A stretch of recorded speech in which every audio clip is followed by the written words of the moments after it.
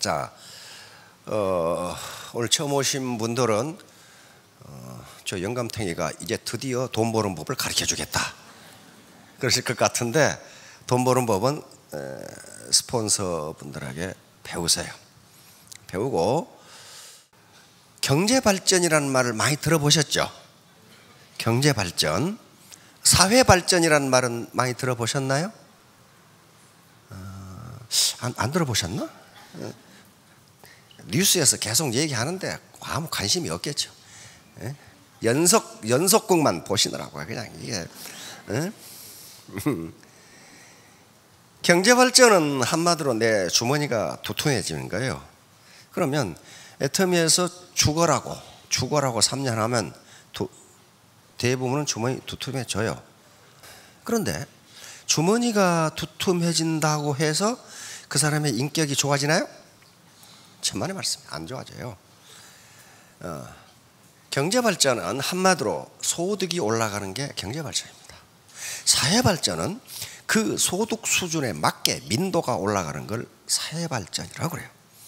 그런데 대부분의 경우 경제발전은 투자 그리고 기술 개발을 하면 돼요.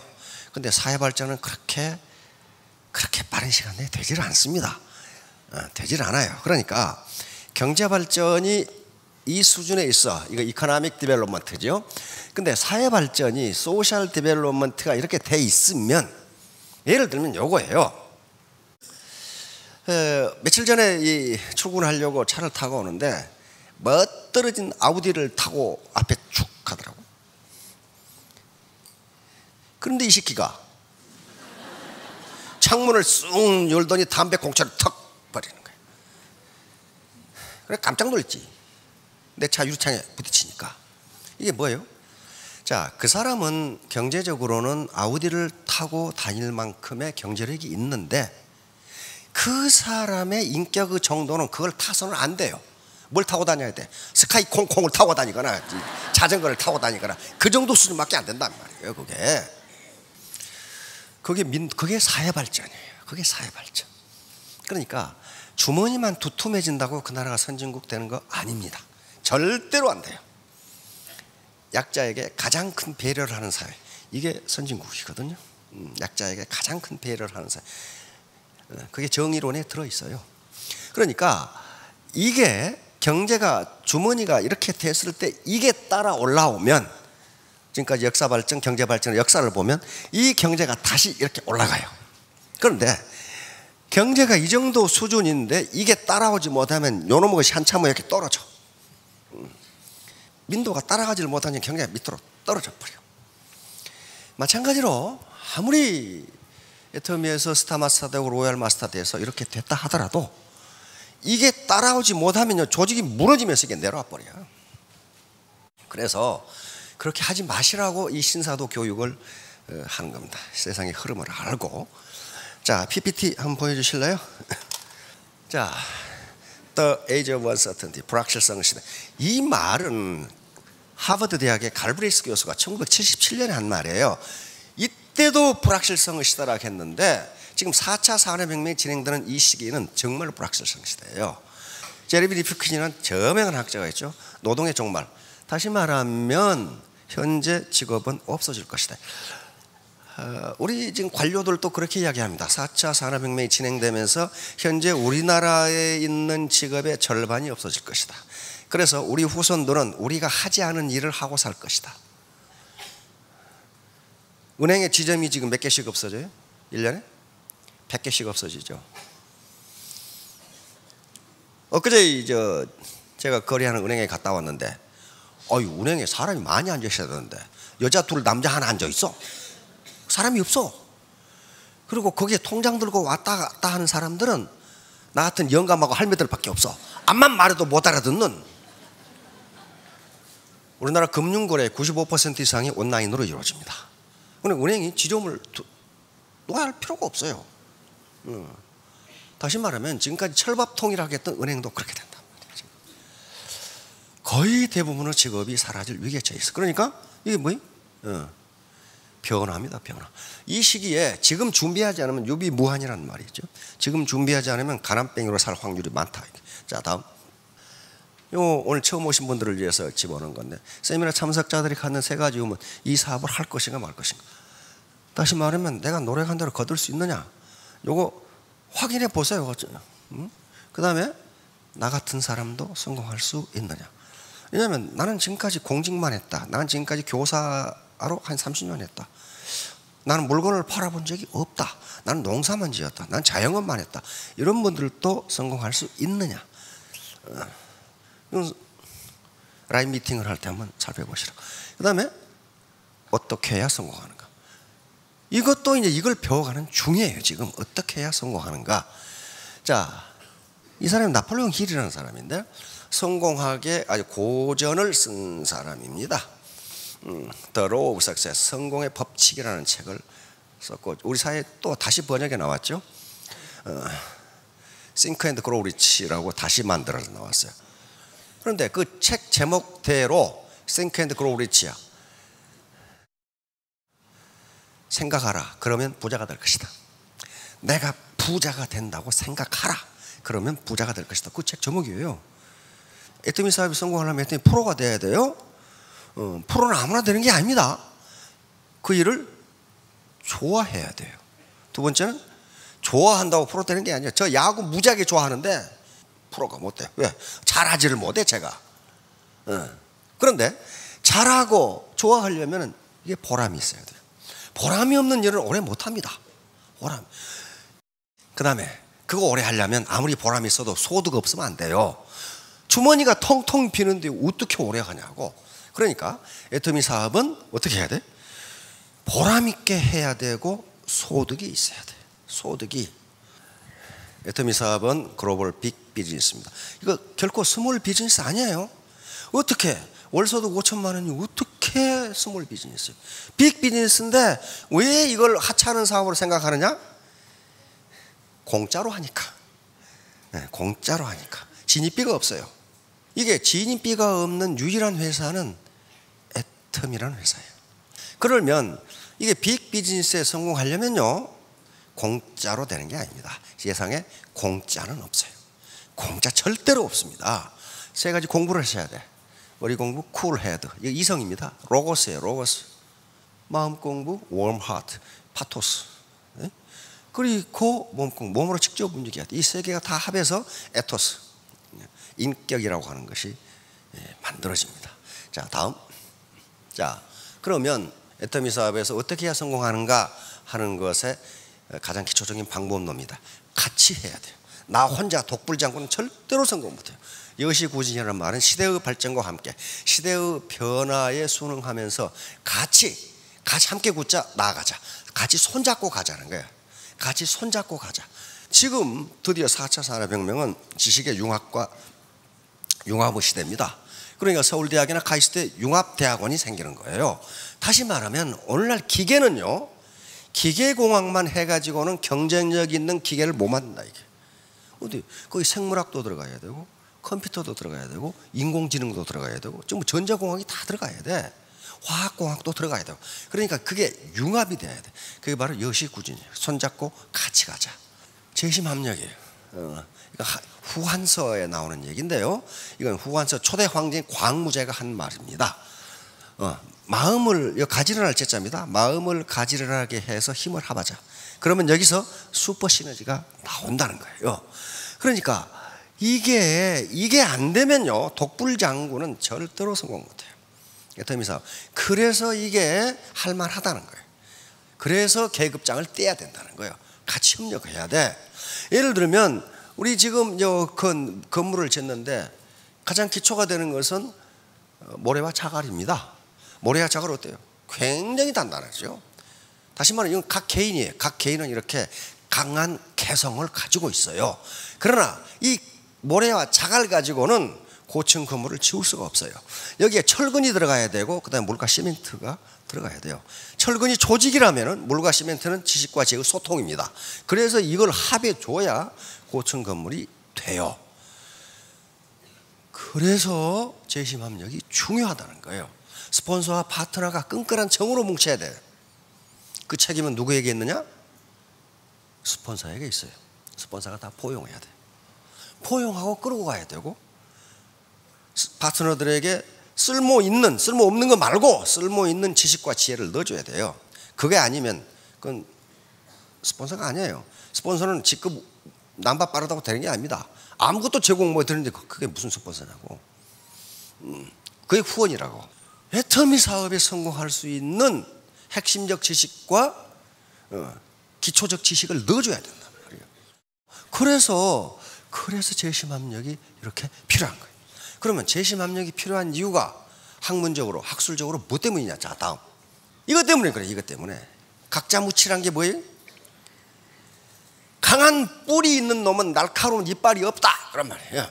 그러니까 모든 피조물은 모든 장점을 다 갖출 수 없다요. 고려시대 우리 유학자께서 하신 말씀입니다. 날카로운 이를 가진 놈은 뿔이 없고, 호랑이 뿔 달린 거 보셨어요 혹시? 강한 뿔을 가진 놈은 날카로운 이가 없다. 둘 중에 하나만 가져라 이거야. 그 다음에 화려한 꽃은 열매가 보잘것이 없고, 그 대신 열매가 좋은 꽃은 꽃이 화려하지가 않아요. 호박꽃, 박꽃 등등. 나는 새는 빨리 걷지 못하고 날지 못하는 타조는 걸음이 매우 빠르다. 둘 중에 하나만 가져라. 둘 중에. 자, 그런데 우리 애터미 자기 라인 속에는, 가족 라인 속에는 어때요? 별의별 인간이 다 모여있죠.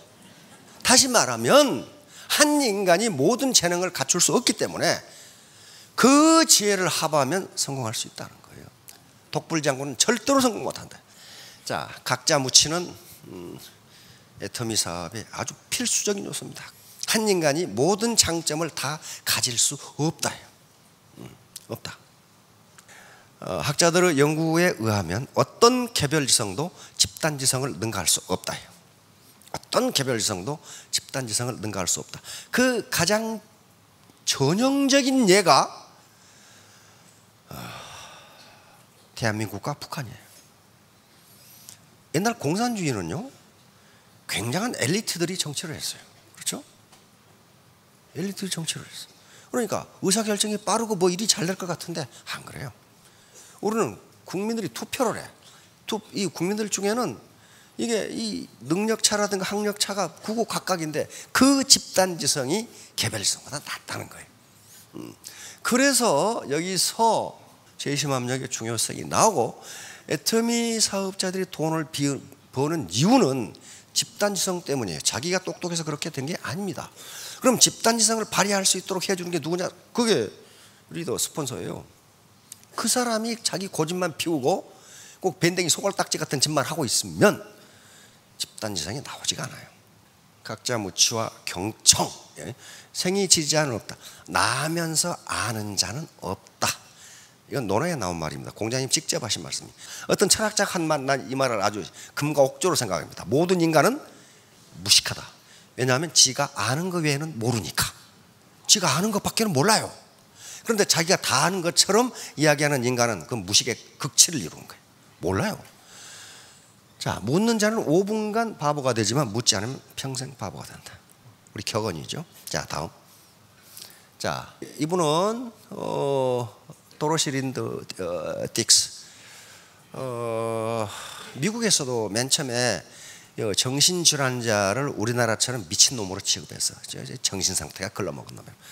그런데 그렇지 않다는 걸 도로시 린드 딕스가 한 거예요. 그래서 이분들도 인격적으로 치료를 받아야 된다. 그래서 지금 미국의 정신병 거의 모든 이름들이 린드 딕스 이름으로 돼 있어요. 그러니까 이거 휴머니즘이에요. 휴머니즘을 뭐라고 그랬어요? 대중에게 다가가는 지름길은 그들에게 혀를 내미는 것이 아니라 귀를 내미는 것이다. 내가 상대방에게 어떤 달콤한 말을 한다 해도 상대방 입장에서는 자기가 하고 싶어하는 얘기의 절반만큼도 흥미롭지 않다.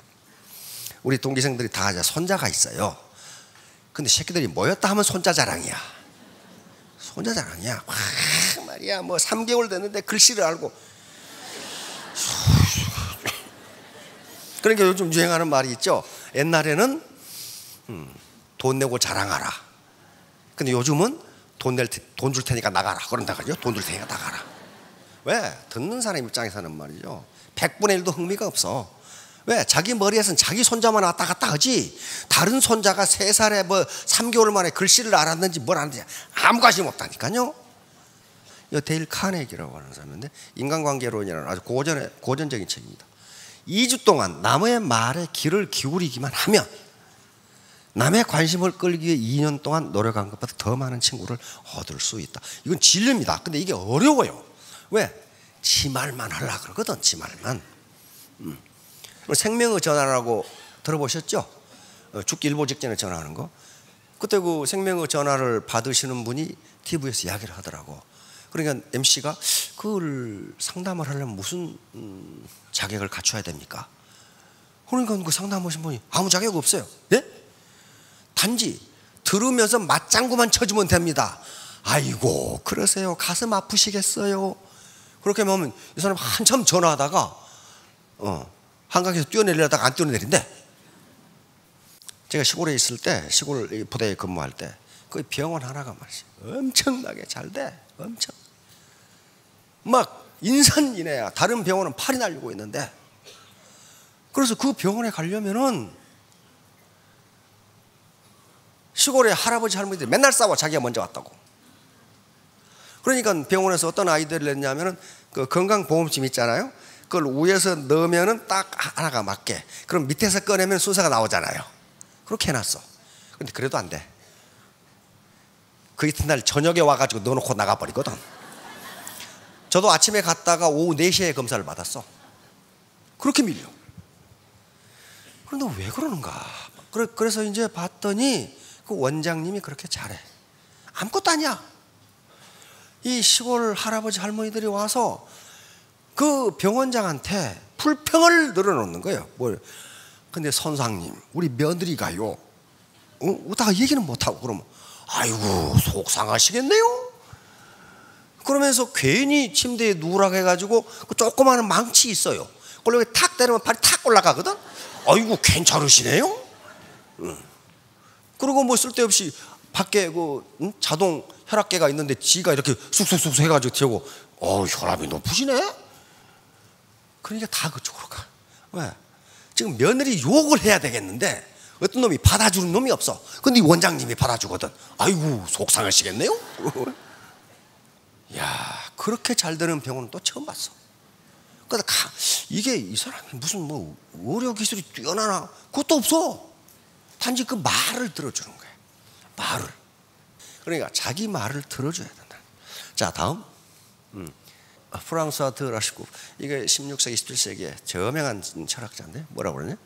적을 만들기를 원한다면 내가 그들보다 잘났다는 걸 증명하면 된다. 그러나 친구를 얻고 싶다면 그가 나보다 뛰어나다고 느끼게 해주어라. 그러면 돼요. 그러면 됩니다. 이게 쉬운 거 아닙니다. 인간은 자기가 잘났다는 걸 보이고 싶어해. 이렇게만 하면은 파트너들을 많이 소집하고, 그 다음에 파트너가 생겼다 하더라도 이런 식으로 포용해 주지 않으면 자기 이익만 챙기면요 그 얼마 못 가요. 질이 멸렬해 버려. 그리고 신뢰를 잃어버립니다. 신뢰를 잃으면, 리더가 신뢰를 잃으면 그것으로 끝이에요. 끝입니다. 자, 시간이 다 됐는데 한번 봅시다. 뭐가 있는지. 이 부부카라고 하는 사람, 세계 장대 높이 뛰기 기록 보유자이죠. 이 친구가 장대 높이 뛰기를 하려고 하는데 이게 못 뛰어넘겠어. 도저히 저 높이를 뛰어넘을 수 없는 거야. 그러니까 코치가 사정없이 뭐라 합니다. 야 임마 부부카, 먼저 눈을 감고 네 생각으로 뛰어넘어라 이게. 그러면 몸이 따라가게 돼 있다. 그렇게 했더니 뛰어넘은 거예요. 그러니까 뭐예요? 먼저 내가 부자가 되겠다고 머리로 생각하라는 거예요. 그러고 나서 행동을 하면 부자가 된다는 거예요. 그래서 뭐라고 그랬어요? 기자가 성공 비율이 무엇입니까? 그러니까 부부가 간단해요. 매번 시합에 임하기 전에 먼저 마음속으로 발을 뛰어넘어야 된다는 거예요. 그래서 했더니 몸이 그대로 따라간다는 거예요. 그래서 세계 신기록을 보유하게 됩니다. 자, 오늘 오신 분들 자본이라는 걸 잊지 마시고 먼저 나는 반드시 부자가 될 거야가 아니고 될 것이다. 난 되고야 말겠다.